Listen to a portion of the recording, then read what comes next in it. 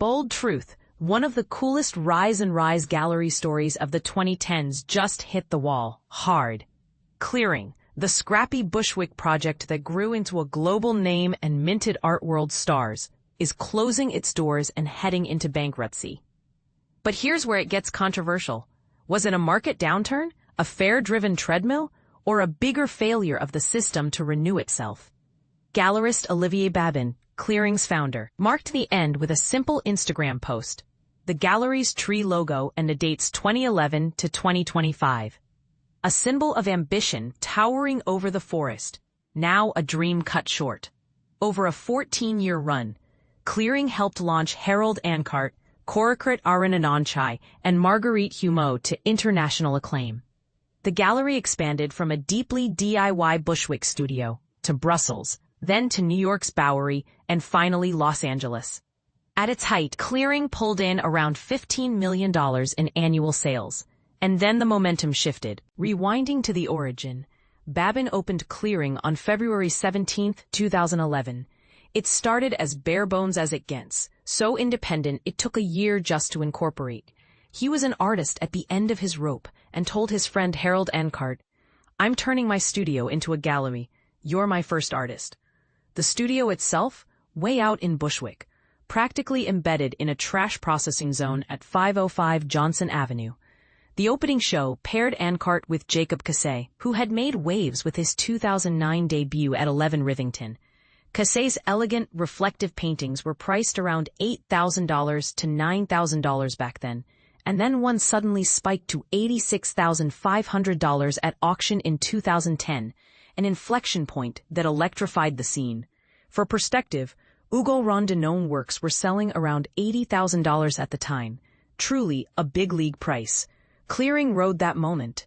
They sold to collector Rosa de la Cruz right out of the gate, and suddenly Babin's rent, $1,250 a month, was covered for months. A $7,000 payday felt immense. It was a heady beginning that foreshadowed a remarkable run.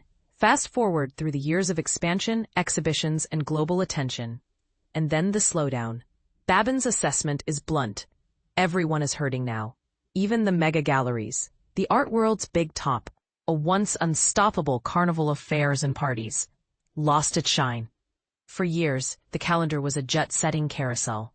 Basel, Miami, Paris, London. But here's the part most people miss. That lifestyle required a constant churn of new people and fresh energy. Babin argues that generational renewal didn't happen. The same cohort kept showing up, only now, older and less interested in all-night parties or racking up flights to hop from fair to fair. What changed on the ground?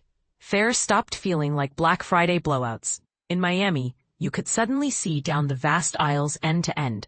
A subtle but telling sign. Fewer bodies, less frenzy. Buyers still buy. But not at the volume or velocity that galleries had geared up for. And that's where the economics turned punishing. Babin's breakdown is sobering.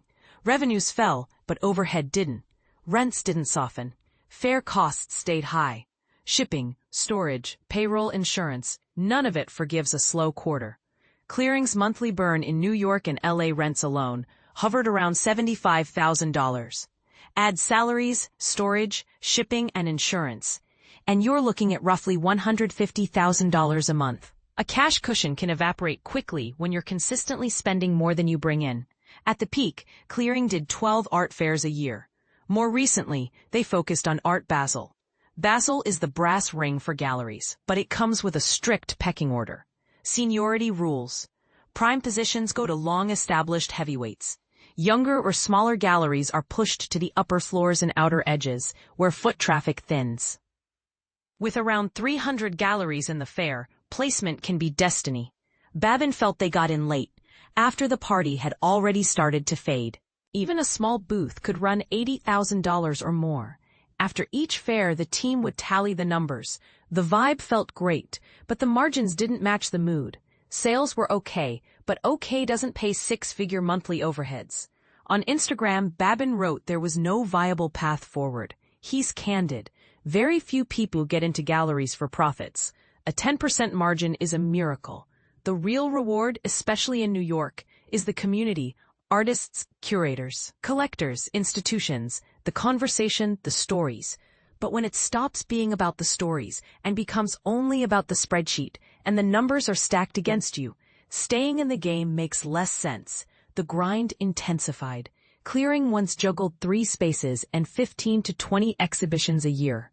It started to feel like running on a hamster wheel. Constant motion, diminishing joy. Not long ago, shows came with near certainty.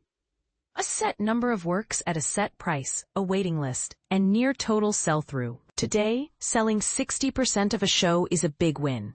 Expectations recalibrated downward. And even success began to feel like falling short.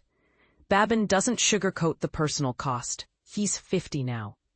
He turned 50 on January 1st, became a U.S. citizen on January 23rd, finalized a divorce, endured a painful breakup, and now he's closing the gallery. He informed his team and artists after wrestling with the decision himself. It wasn't just a job. It was his life. What's next? Babin is heading to the Amazon and Peru to reset and regain perspective.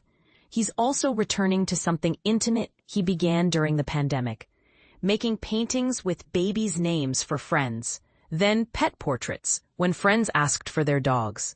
So yes, he's making paintings for babies and for dogs, and says it without irony. It's small, personal, sustainable.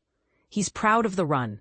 For about 5 years, Clearing was among the best galleries of its kind. They didn't do everything right, he admits, but they tried their hardest. In his words, "We gave it our best shot, and we missed." Would he try again? Not likely. The drive it takes is immense, and he's out of gas. Right now, he'd rather paint for dogs. Here's the flashpoint. Did fairs, status hierarchies, and relentless overheads quietly crush mid-sized galleries? Or did the sector overexpand on the illusion that the party would never end? Is this a market cycle, or a structural failure of how contemporary art is bought and sold? Another contentious angle, if generational renewal stalled.